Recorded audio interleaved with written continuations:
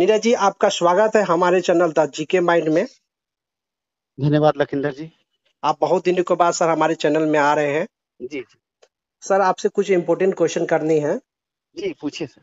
Sir state 2019 सब merit और non merit की लगातार इसमें बात बढ़ रही है, इस पर आपका जी क्या राय है? देखिए, ये सरकार की साजिश है कि अभ्यर्थी दो फाट में बढ़ जाए, एक मेरिट और दूसरा नॉन मेरिट, जबकि ये कोई मुद्दा ही नहीं है। मुद्दा है कि सरकार के पास जब इतनी रिक्तियां हैं तो सरकार संपूर्ण रिक्ति पर अभ्यर्थियों को जल्द से जल्द नियुक्त करे।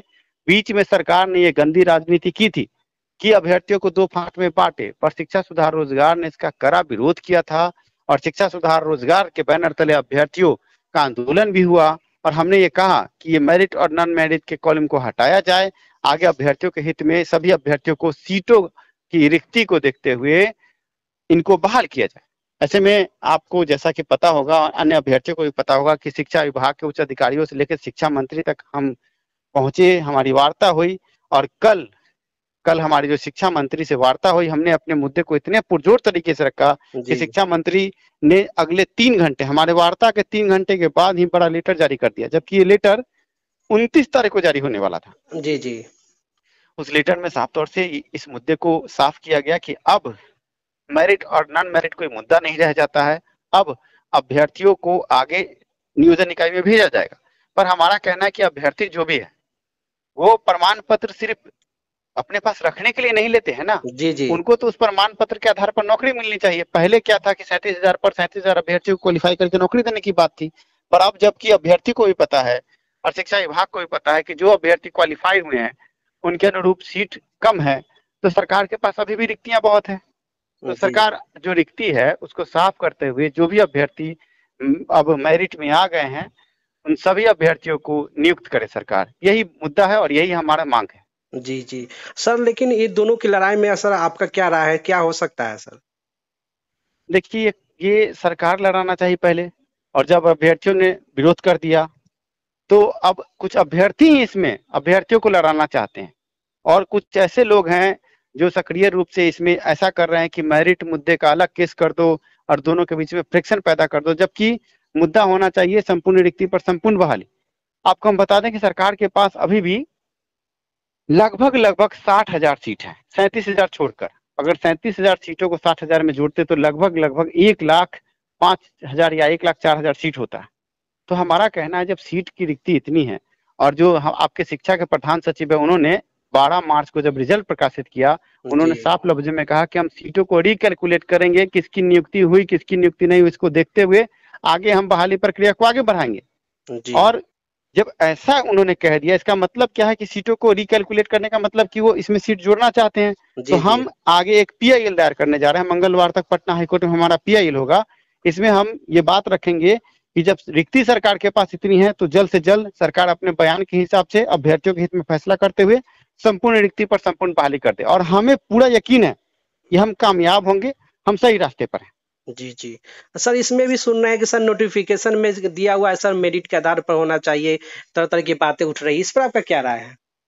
देखिए, अभी जो वर्तमान स्थिति है, सरकार ने कहीं ना कहीं गलती की, अभ्यर्थियों को गलत मतलब गलत तरीके का इंफॉर्मेशन पहले दिया। अभ्यर्थियों को सही अभी तक आंकड़ा भी नहीं मिला है कि कौन मेरिट में है कौन मेरिट में नहीं है, कितना रिजल्ट हुआ, कटअप किस तरह से प्रकाशित कर रही है, किस कोटि में कितना रिजल्ट हुआ है। ये सब मुद्दे जो हैं ये अब पुराने हो चले हैं और हम इस मुद्दे पर, इस खिचड़ी वाले मुद्दे पर इसलिए हम कुछ नहीं बोलना चाहते हैं क्योंकि अब ये मुद्दा खत्म हो चुका है। जी अब जी सभी अभ्यर्थी बराबर हैं और सभी का एक ही मांग है कि जब रिक्ति है तो हमारी बहाली, संपूर्ण बहाली होनी चाहिए। तो आप जो पूछ रहे हैं कि नोटिफिकेशन के आधार पर ये जो बात आप रख रहे हैं, जी अब जबकि सीट सरकार के पास ज्यादा है तो अब नोटिफिकेशन के आधार पर नहीं, अभ्यर्थियों को बहाल करने के बारे में सोचना चाहिए कि कैसे अभ्यर्थी बहाल हो जाए। क्योंकि अब आगे जिस तरह का आंदोलन हो रहा है, आप भी देख रहे हैं, हम भी देख रहे हैं, और अभ्यर्थियों की मांग जायज है क्योंकि कोई भी गरीब अभ्यर्थी बीएड करता है तो नौकरी के लिए करता है, जी तो जी उनको जल्द से जल्द नौकरी मिले। और अभी जो स्थिति है, अगर इस तरह का जो केस मुकदमा का जो कुछ लोग बात कर रहे हैं वो तो भरमार है ना। जब जी सरकार तैयार है कि हमारे पास रिक्ति भी है और हम सीटों को रिकैलकुलेट करेंगे, तो हमारा मांग होना चाहिए कि बहाली हो, ना कि नोटिफिकेशन के चक्कर में अभ्यर्थियों को फंसाया जाए। जी जी जी सर, और क्वेश्चन है सर कि 94,000 बहाली के बारे में आपका क्या राय है सर? देखिए, ये बात लगातार हमारे पास अभ्यर्थी भी फोन कॉल कर रहे हैं कि सर सीटेट दिसंबर और जनवरी अभ्यर्थियों के बारे में आप कुछ बोल नहीं रहे हैं। 94,000 की बहाली में क्या सीटेट दिसंबर और जनवरी अभ्यर्थियों को मौका मिलेगा? ये बड़ा सवाल है और आपके चैनल पर भी बहुत सारे अभ्यर्थी कमेंट करते हैं, हम देखते हैं आपका चैनल। जी जी तो देखिए, 94,000 शिक्षक बहाली में सीटेट दिसंबर अभ्यर्थियों को हमने पहले ही समझाया था, अभी भी समझा रहे हैं कि आपका PLPA पटना हाईकोर्ट में दाखिल है। जुलाई जी महीने में इसकी सुनवाई हमने प्रस्तावित की है। लगातार हमारे अधिवक्ता केस को मेंशन करना चाह रहे हैं। समस्या ये है कि अभी कोरोना काल और हाईकोर्ट में जो ग्रीष्मकालीन छुट्टी थी, अभी इतने केस पेंडिंग हो गए हैं कि हाईकोर्ट जल्द से जल्द संज्ञान नहीं ले पा रही है। ऐसे स्थिति में जुलाई में अगर सुनवाई होगी तो आगे कुछ निकल पाएगा। लेकिन सबसे बड़ी बात यह है कि अभी जो सरकार ने शेड्यूल निकाल दिया जी और अब जुलाई महीने में नियुक्ति की बात भी कर रही, नियोजन की बात कर रही है और कैंप के माध्यम से, ओपन कैंप के माध्यम से नियुक्ति पत्र बांटने की भी बात सरकार कर रही है। जी जी तो आप समझ सकते हैं कि आखिरी दौर आ गया है जी और आखिरी दौर में केस मेंशन एक्सेप्ट नहीं हो रहा, तो कहीं ना कहीं अब अभ्यर्थियों को 7वें चरण की तरफ जाना चाहिए। हमने शिक्षा मंत्री को इस संबंध में ज्ञापन दिया है और शिक्षा मंत्री ने आश्वासन दिया है कि लगभग 60 से जी 70 हजार सीटों पर जो जी बिहार टीटी और जो अभी जो ये सब जो बहाली चल रही है, जी इसमें जी सीटेट दिसंबर और जनवरी अभ्यर्थियों को अगले 7वें चरण में लगभग 60 से 70 हजार सीटों पर आगे बहाली की प्रक्रिया आगे बढ़ाई जाएगी, ये आश्वासन मिला। तो हम इस आश्वासन को हकीकत में बदलने के लिए लगातार ज्ञापन के द्वारा सरकार पर दबाव डाल रहे हैं और जब भी हम शिक्षा मंत्री से मिलते हैं या उच्च अधिकारियों से मिलते हैं, हम ये मुद्दा जरूर रखते हैं।